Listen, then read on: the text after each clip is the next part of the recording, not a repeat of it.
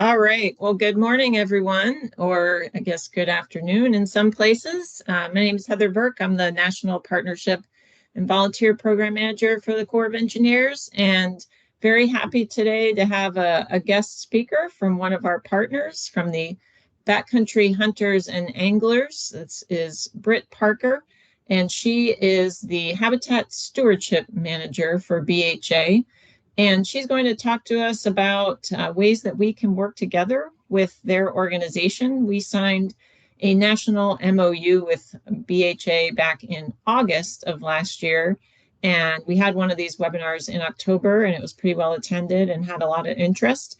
And Britt is new to the organization, or at least new to the position. And so she wanted to chat with everyone today as well. So a couple of housekeeping things. It looks like everyone is on mute, so that's great. If you have questions, feel free to put them in the chat as we go. I will monitor that. Britt, do you want people to be able to verbally ask questions as you go or hold verbal questions to the end? I think it would be best to hold questions to the end, if that's all right. Okay. Yeah. So we should have time for that. Shouldn't be a problem. And with that, I will turn it over to Britt. Thanks for being here. Great. Thanks, Heather. And thanks everyone for being here and giving me the opportunity to speak to you all about BHA and some of our stewardship work. I know my colleague, Chris Hennessy, the Eastern Field Director, presented to you all like 5 or 6 months ago, and he gave a really good overview of the organization in terms of its history, our focus areas and the programs and some of our wins. I'm going to focus more on the stewardship aspect of our organization, since this position that I have is a new position for me and for the organization.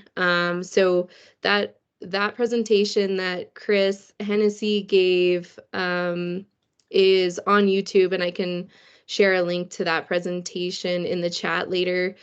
So you can reference that if you want to learn more about the organization. But first, I'll just introduce myself, and then we'll hop into the presentation. So my name's Britt Parker. I grew up in Rifle, Colorado. I live in Eagle, Colorado now, and I've been with BHA since 2022. I started as the Habitat Stewardship Coordinator for Colorado, doing fence removal, modification, and inventory work.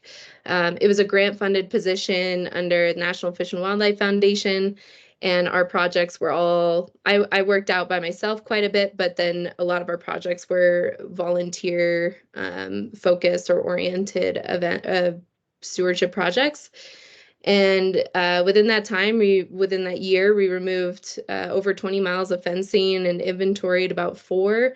So we were able to accomplish our goals, our deliverables for the grant there. And then I recently came into this position as the stewardship manager back in November. So it's still really new, and I'm tasked with building out this program. We decided we wanted to lean more heavily into stewardship, and we've been getting a lot of support from other agencies to push this work forward and expand. And so we decided we needed a position to just focus solely on that. So a little bit about what I do is I oversee our stewardship program, and that involves overseeing a lot of the stewardship grants, such as the application process, management process, and reporting. I'll usually oversee the larger ones, and then I'll offer support to our state coordinators on their grant applications, their stewardship grant applications that are for more localized efforts. I've got about 4 stewardship field staff that I manage that are all based in the West currently. So in New Mexico, Oregon, Colorado, and Montana. And they're all out carrying out fence work under our BLM IRA grant and our NIFWIF Restore grant. And we're getting ready to hire another person to do wet meadow restoration work and fence removal work and sage grouse habitat up in northwestern Colorado under a Fish and Wildlife Service grant. And that'll be a seasonal position.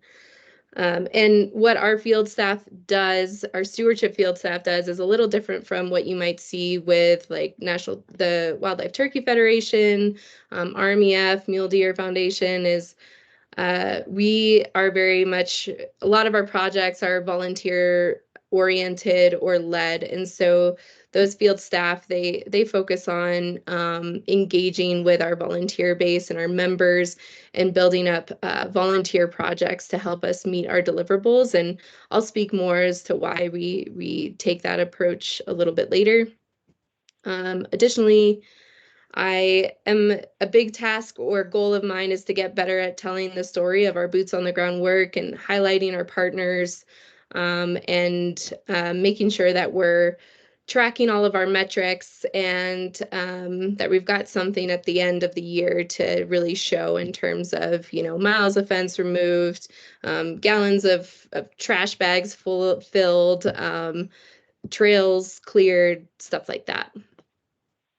Okay. So I'm gonna share my screen now. And can you see, is it in full screen mode? Can someone just let me know? Yes. Okay. Yep, you're good to go. Great. Okay, so I'll do a quick overview of the organization, but like I said, my colleague Chris Hennessy, he gave a presentation a bit ago that you can reference if you want to learn more about the organization. So here's our mission statement. We're here to ensure North America's outdoor heritage of hunting and fishing in a natural setting, through education and work on behalf of wild public lands and waters. We're a 501c3 headquartered in Missoula, and we're not single species focused. We focus more on habitat, landscape, access, volunteers, community building, R3, that type of stuff. This is 3 of our focus areas: access and opportunity, public lands and waters, and fair chase. And then a little bit about what sets us apart from other hook and bullet organizations is that we're very much a grassroots organization. We've got chapters all across the country, and those chapters are led by volunteers. We've got boards in all the states, and then chapter leaders spread out who help carry out events, either habitat stewardship events, advocacy initiatives, community building events, or R3. We're not species specific, as already mentioned, and we've got a younger demographic, which we'll see in the next slide. And then I think one of our strengths is our storytelling. We put out a lot of content around the work that we do, showcasing our volunteers and our partners. And we have our annual rendezvous event that includes a whole storytelling component, workshops, speakers. So I think that's something that our organization does really well. So a bit about our demographics. So we've got chapters in 48 states, 2 Canadian provinces, 1 Canadian territory. We've got over 30,000 members across North America. And this last piece here is just speaking to that younger demographic, that 63% of our membership are 45 or younger. And then we are very bipartisan, like naturally because we're a 501c3, but also you can see the makeup of our membership is also bipartisan. These are our programs. Armed Forces Initiative, which is set to provide members of the military community with all the knowledge, experience, and passion needed to be fully operational as hunters and anglers. The collegiate program, which are formal university recognized clubs. And then the Hunting for Sustainability program, which is introducing novice hunters or would-be hunters into the hunting space. And just a little bit more on that I think is important to mention, that backcountry, just because it's in our name, it doesn't mean that we're just focused on wilderness. We think that backcountry is a place to find solace and drive a deeper connection to the natural world. And I think it's important to highlight these events that we've been doing that my colleague Trey Curtis is leading, called Backcountry in Your Backyard. And it's a series of events that take place in urban areas. There's actually one happening in New York City tomorrow, where it's free, all-inclusive workshop on hunting wild food and connecting with the conservation community. And it's just like an overall all-inclusive or all-encompassing how to get started in the hunting space. And then they'll bring in speakers from all different backgrounds and experiences to tell their story, and then also to help mentor and guide attendees through their hunting journey. And I'll just put in the chat a link to the event that's happening in New York City if you're curious. Oh, yeah, there we go. And you want to just learn more about that program. Okay, so now I'm going to start diving into the stewardship side of things. So I know that sometimes working with volunteers can be challenging, and sometimes it can be easier to just contract out the work. Maybe you get more done. It's more reliable, more predictable. But I would argue that there's a lot of value to volunteer projects. And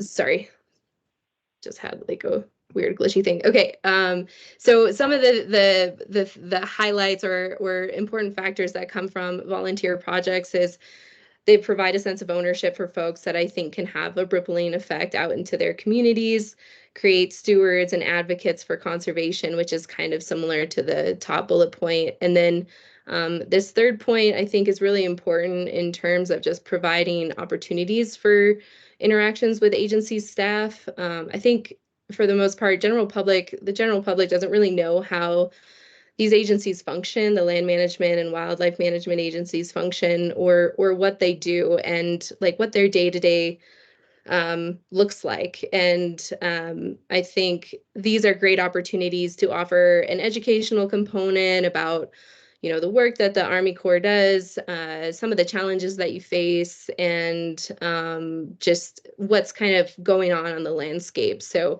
I think there's a lot of value there. And just to also emphasize that our chapters have they have their own funding. So there's a funding source that these chapters can pull from to put towards projects. And they're always looking for impactful projects to provide funding for that, that they can support. So that could be something from like paying for signage for trail closures or OHV stuff or interpretive signs. It could be, building a gate, building some fence, getting some fence materials, stuff like that. So as you build those relationships, as the chapter builds relationships with you and you build relationships with the chapter, there could be opportunities there for funding from our chapters to support some of your projects. Another thing I'd like to highlight is it can be an inroad to careers in conservation. And I can speak from personal experience that I worked for a decade in marketing and really wanted to switch gears and get more involved in conservation. So I started volunteering. I went back to school and then started volunteering as a chapter leader for BHA. And then the coordinator position popped up. I applied for it, and here I am now. So I think there's a lot of people, especially tapping into those urban areas where we're doing our Backcountry in Your Backyard program to let people know that there's that these careers are available, whether they're seasonal positions or longer term. So it has the opportunity to expand the workforce. And then building bridges between user groups. And as a hunting and angling organization, this is pretty important for us. I think there's a lot of opportunity for us to bring in other user groups, other organizations into some of these stewardship projects. And again, I'll use a personal example. I hosted a fence removal project, and I partnered up with a non-hunting organization, and their volunteers were a little nervous when they saw that we were that they were going to be working with hunters essentially, and they had a certain perception of how hunters acted and what their values were. And then they met me and our volunteers, and it just completely changed their perception of the hunting space and the hunting community. And those folks, like some of them vegans, have donated to our organization and come out to our stewardship projects pretty reliably every year. So there's a good opportunity there to bring people together and connect on our shared values and work towards common goals. This is just a list of some stewardship projects that we've done in the past. It's not by any means an exhaustive list, but it paints a pretty good picture of what our chapter leaders and volunteers like to do. And of course, fence removal, modification, inventory, and construction is on that list. Construction is really meaning like exclosures. So putting fencing in to exclude cattle or wild horses from riparian areas or water catchments, water sources, stuff like that. Guzzler water catchment installations and maintenance, cleanups, plantings, invasive removal, trail clearing, maintenance, decommissioning, and also like the installation of gates, stream restoration, chainsaw training, and mastication. And then I'm also gonna put a couple links in the chat that will show. So the first link is a story map of our 2023-2024 fence removal projects. And then this YouTube video is a video from our Beers, Bands, and Bitterbrush Stands event that happened over in out west just this past fall. Okay, so another aspect of stewardship for us is advocating for responsible OHV use and management. We offer up to $500 in rewards for reports or information leading to a conviction of illegal motorized users. So as I mentioned before, our chapters will sometimes contribute funds for signs such as the one that you see on this slide, and in that it highlights our OHV program, and you can see it's a collaborative effort with the Forest Service and BHA. And not to overload you all with links, but I'm going to put another link for reference about that program if you want to learn more. Okay, I'm going to touch quickly on some of our large-scale volunteer stewardship and community events. So these pictures are from our Beers, Bands, and Barbed Wire Strands event. It was a highly successful event. We had over 100 volunteers. This was in Colorado, over 200 attendees for the after party, and we removed around 5.25 miles of fence. And what made this one unique is that it took place at a place called the Ibar Ranch, which has a music venue. It's a place where people in the area go for live music regularly, so it's already on their radar. So there's camping, there's bonfire, there's kitchen, bar, all of those things. So it's a really amazing space. And so it's not necessarily that this model entirely is replicable can be replicated anywhere, but if you know of areas like this where that could be a good candidate for some of these larger scale events, keep that in mind. And what was nice about this is we had, our 100 volunteers, we partnered with so many local organizations, and then we had people coming in afterwards for the music. So we got to engage with a lot of people who had no idea about BHA or about the stewardship work that we were doing. And so it was just another opportunity to reach new people and hopefully bring in more stewards and volunteers for next year. So we had afterwards all the volunteers, food was included. The I-Bar made a really delicious barbecue meal, live music, fundraising. The night before we had a wild game potluck, which is from that photo to the right, and people brought in all sorts of interesting food for people to try. And it was just it was a really amazing event. And more links coming at you. These are all some video recaps of that event in the chat. All right. Now just talking more about what stewardship partnerships can look like. So we've got our volunteer days that I've already talked about quite a bit. And then with some agencies, we've got cooperative agreements, we've got the MOU with the Army Corps, cost sharing agreements, and supplemental project agreements. So what some of these involve is field offices having funds to carry out projects, but either not having the capacity or the time to wait for, like, to go through that long process that can sometimes hold up projects when working in federal and state agencies. So and through these agreements, they'll transfer those funds to us, and then we'll carry out that work, whether it's hiring out contractors, increasing our capacity in hiring a seasonal staff to carry out the work for a season, buying materials, stuff like that. Chapter funds, as already mentioned, is another way that we can partner and support your staff, and just know that some chapters have more money than others, just kind of depending on their membership base and their fundraising efforts, and yeah, and you know, how much they spend.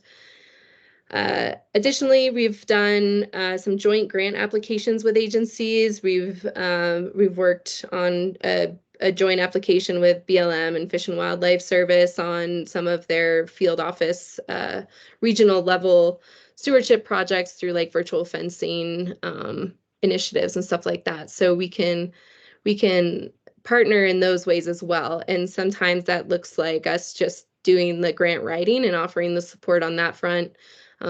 Sometimes it's a combination of all of these things, of project management or increasing our capacity in terms of hiring staff to carry out the work for these offices as well. And then these are some of the obstacles. I'll go over some of the obstacles that we face in getting boots on the ground, getting projects done. So the first one is project awareness. We don't know what we don't know. So we're not sure, you know, it's hard for us to know what the best way is to communicate with agencies and staff, and just wanting to make sure that we're aware of what's going on. So finding some consistency and communication there has been a bit of an obstacle. Inexperience in agency communication and engagement. So some of our chapter leaders, they don't really engage with staff very much. They don't know with agency staff very much. They don't know what the proper way is and what the preferred way is. So some things like, is it best for them to meet with field staff and ask what they need, or better to come to you with project ideas, such as like seeing trails that need to be cleared, or for you to come to us, or all of the above. And then low membership in certain project areas. So this is an obstacle in terms of getting the work done. So some projects may be in places where we don't have high membership, so turnout might be low. But that's also an opportunity for us to collaborate with some other organizations and do some cross-pollination there, and in bringing in some new volunteers in the area. And I'm going to share this spreadsheet, which is an example of a way that we've shared projects or communicated projects with the Fish and Wildlife Service And it's been a system that works pretty well. I've removed all of the projects, but this is just an example. And can you see this spreadsheet? We can, but it's small. Okay, no problem. Is that better? Yeah, that's better. Okay, so this is a spreadsheet that the Fish and Wildlife Service made, where their program director goes in and uploads any projects that get sent to him into this spreadsheet that's shared with our staff. This isn't forward facing with our chapter leaders. So what we do is those projects get inputted in here.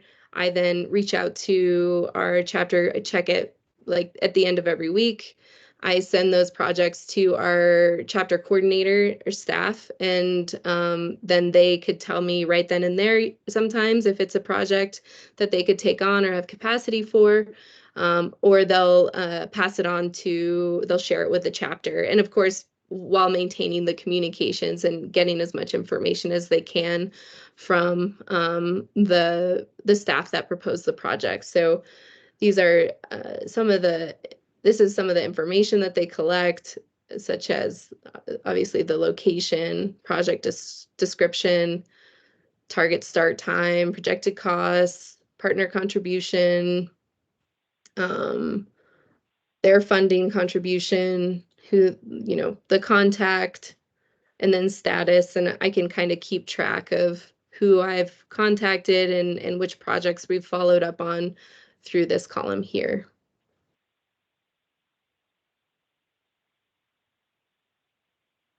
Okay. And lastly, I really wanted to leave like enough time for us to discuss and for me to answer any questions.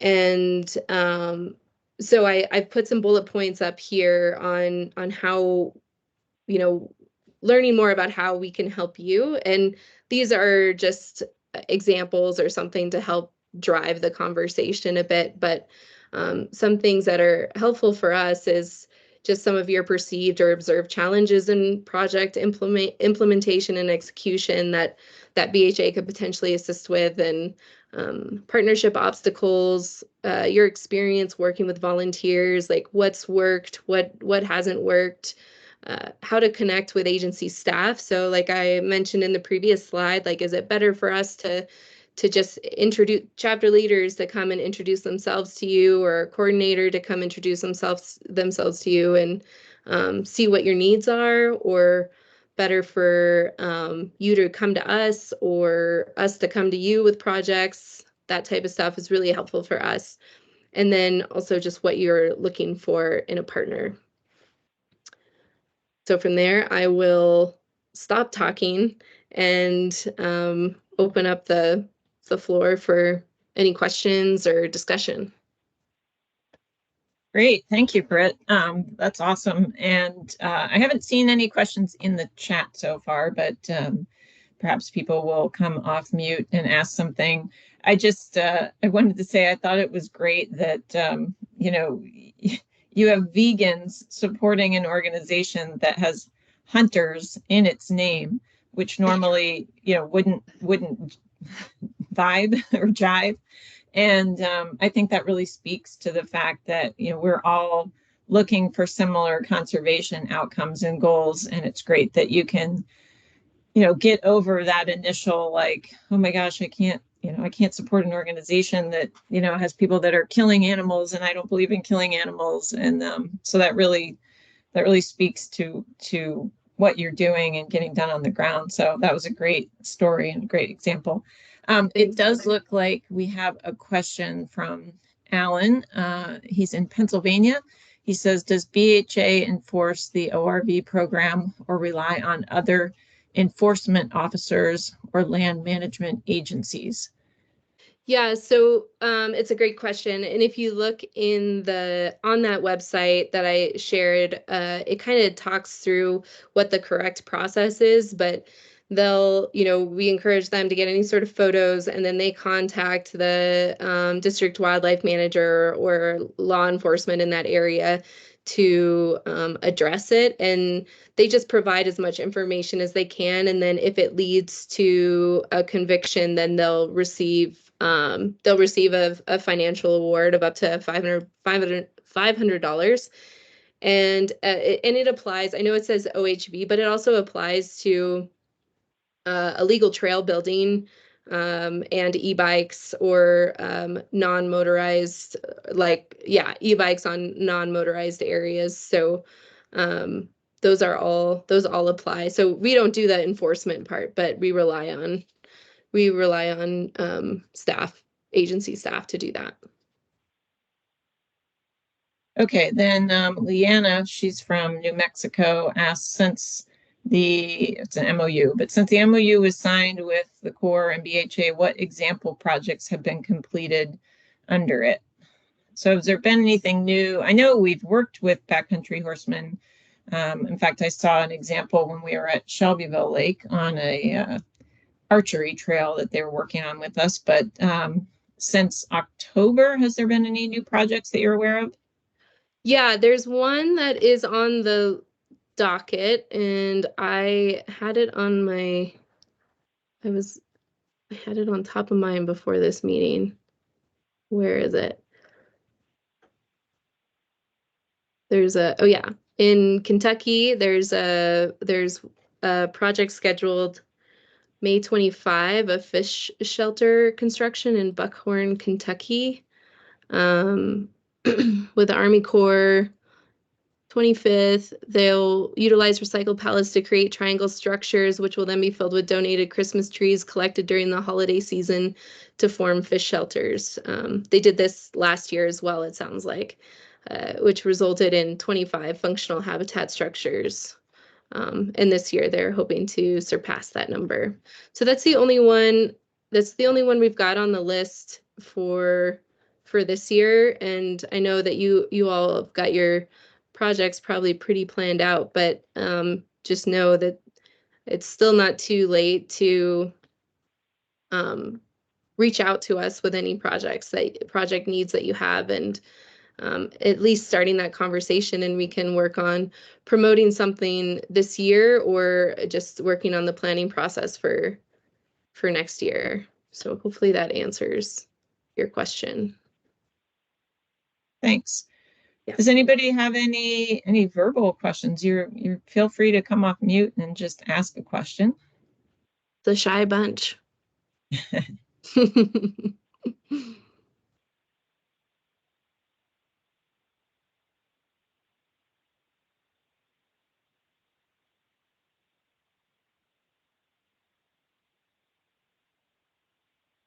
All right, well, while they're thinking, I did like that list that you had, or the spreadsheet that you showed for Fish and Wildlife.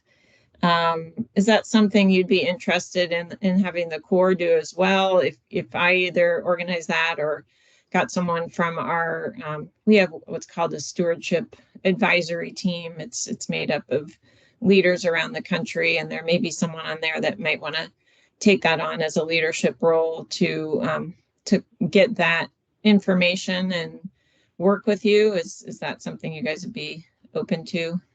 Yeah, absolutely. I think that would be huge in helping us understand what all your needs are and how identifying ways in which we can help you. And I think, whatever process makes sense for you and in your agency, where we can work with that. But I think doing a spreadsheet, like a live spreadsheet like that, would be huge. And like I said, I'll check it. I've got it on my calendar every week to check these project spreadsheets and then pass them on to our chapter coordinators, and they'll probably reach out to the person who submitted it and start that conversation. And then from there, if it's a good fit, then move forward with that project. So I think that's a great way to get things done. And instead of, trying to push our chapter leaders to go to field offices, have those conversations, this might be a better way, and just like getting their foot in the door and just starting to build up those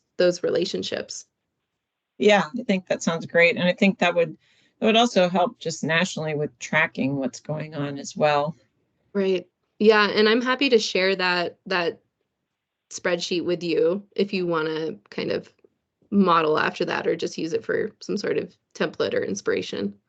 Yeah, that would be great. It looked like it had the pertinent information that you would need to at least get the conversation started. So we can definitely do that. I can also provide you with a contact list of our stewardship program managers around the Corps. We have 8 regions and 40 districts, so I can essentially get you 40 some odd names that if you wanted to share that with your chapters, if they did want to reach out, if they were looking to do things in their area. I mean, I really do think it takes two-way communication, not just relying on one side to reach out. That, you know, like if we do this spreadsheet, that definitely, gives a nice list from our side that then your folks could reach out to. But just having a contact list in general, I think would be helpful. And then Leanna asked, how do we find or locate our chapter coordinators, in particular the leaders for New Mexico and Colorado, because that's where she's located. Yeah, it's a good question. So I'll put in the chat our staff list, and all the chapter coordinators are listed in there along with their email. And you'll see which states that they're with. And then for the chapter leaders, each state, you can go to, let's see, I could just share my screen again. Oh, I am sharing. So if you, so this is the staff page, or from the staff page. And here we've got our chapters, so our chapter coordinators. You can also go, there's this map here that you can utilize, and you can click on that. Some of them will have all of their chapter leaders listed. Sometimes it's just their board. So here you'll have you can access the chapter board and see who they are. They may or may not have their contact information listed, but that doesn't mean, like, feel free to reach out to our, yeah, so you can contact the board, but I would recommend starting with your, the chapter coordinator, and then they'll communicate with chapter leaders or connect you with the right person. Thanks. Questions? Yeah. We have other questions out there. This is a great time if you have a project you're thinking about doing to share it with Britt and get her thoughts on it.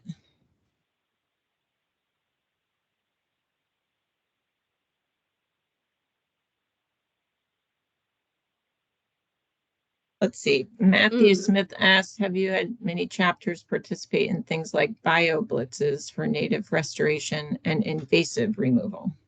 That's a good question, Matthew. And not that I know of, but I can check on that. I think it's a great idea, and it's actually something that I've been trying to implement in a different way to a degree, maybe not a BioBlitz level, but just a citizen science approach to some of our fence inventory goals and needs.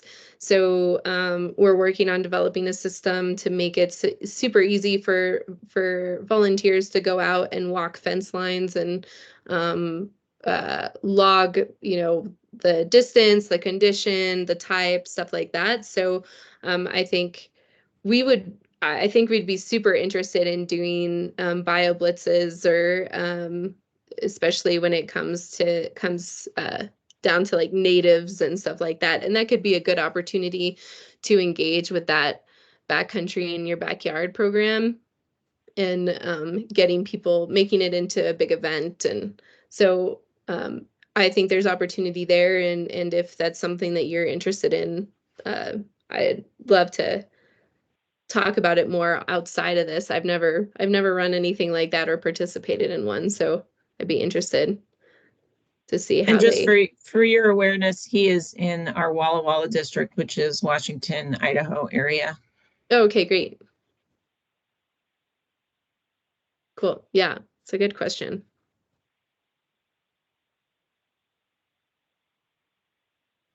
I can actually make note of that. Oops.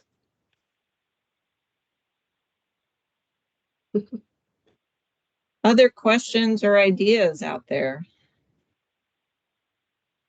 Great. Thanks for the email, Matthew. I will do that.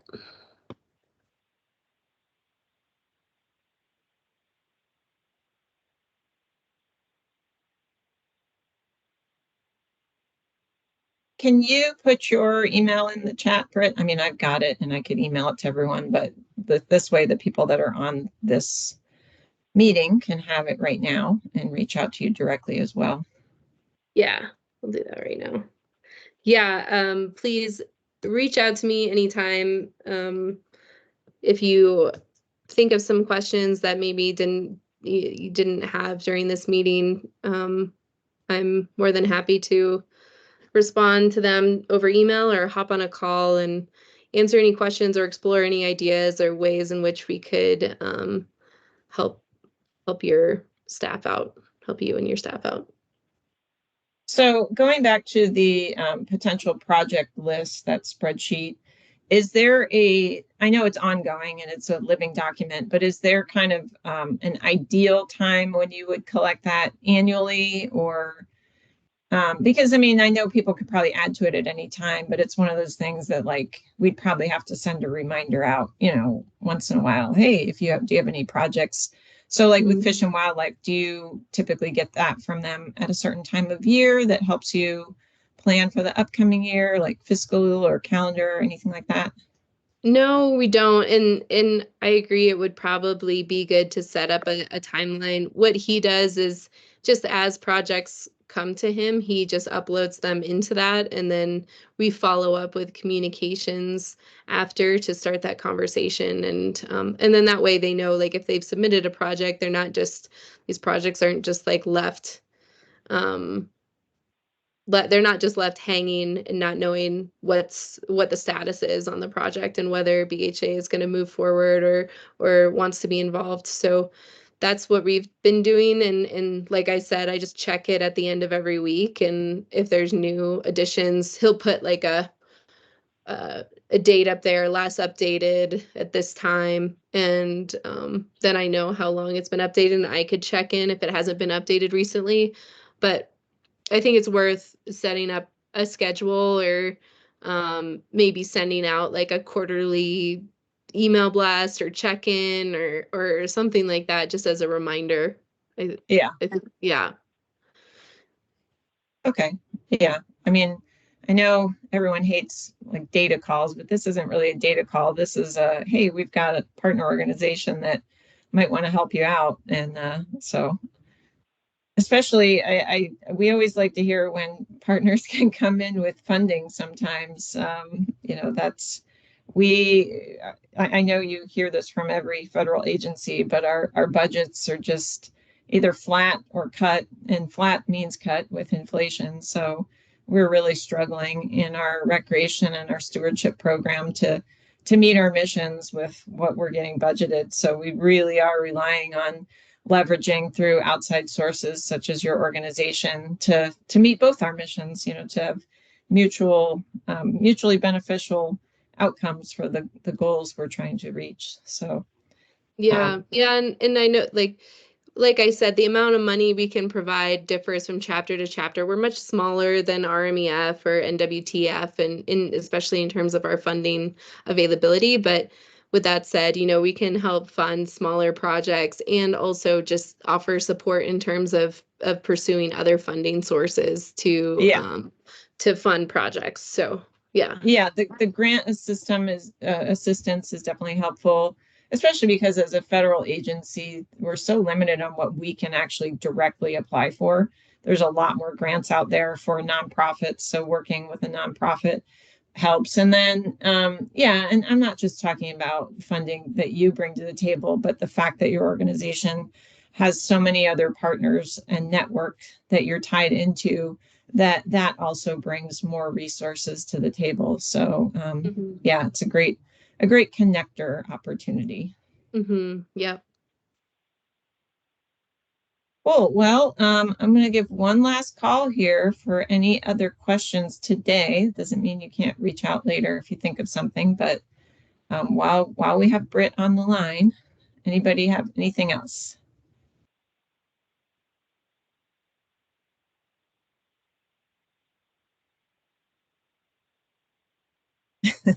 All right. I always love the crickets of webinars. I know. Well, I'd like to Sorry. thank you so much for taking the time today to share this information. I think there's some really exciting opportunities out there for us to work together.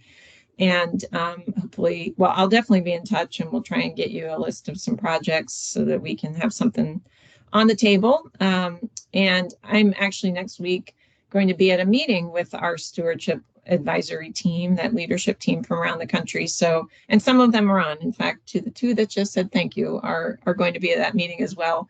So we have a session next week about partnerships for environmental stewardship projects. So I will bring up your organization to let people know who weren't on this call today, and we'll go from there. So thanks so much. Really appreciate this. And I hope you and everyone on the call has a wonderful weekend. Great. Thank you, Heather, and thanks everyone. Appreciate the time. And again, like I said, feel free to reach out. And I really appreciate you organizing this, Heather. It's great to be able to speak to a larger number of staff. So yeah, I appreciate that. All right. Thanks, everyone.